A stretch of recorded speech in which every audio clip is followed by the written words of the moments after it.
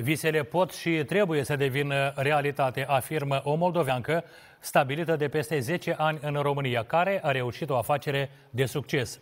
Femeia are o pensiune în Poiana Brașov, unde vin anual sute de turiști din toată lumea.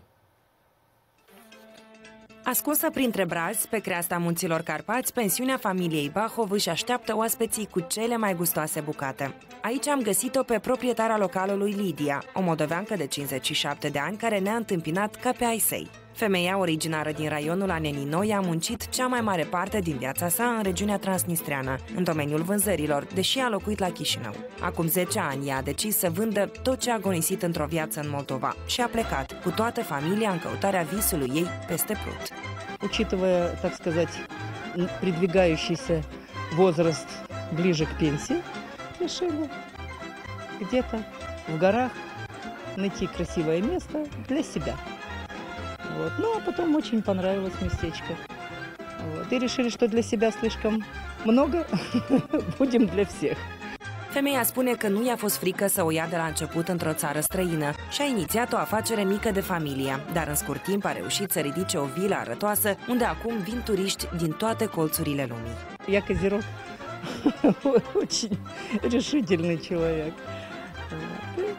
Абсолютно не страшно. Во-первых, когда-то увлекалась туризмом по молодости и очень-очень хотелось жить в горах.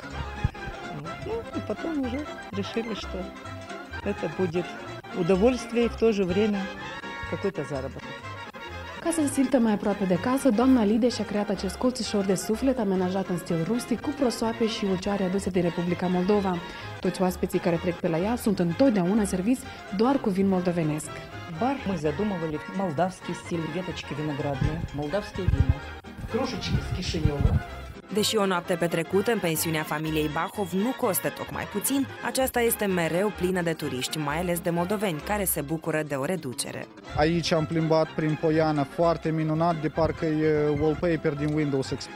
Pensiunea e foarte frumoasă, ne simțim ca acasă, fiindcă aici totul e cam autentic, real, știți, și chiar mâncăruri sunt ca acasă. Кажется, что попали в сказку.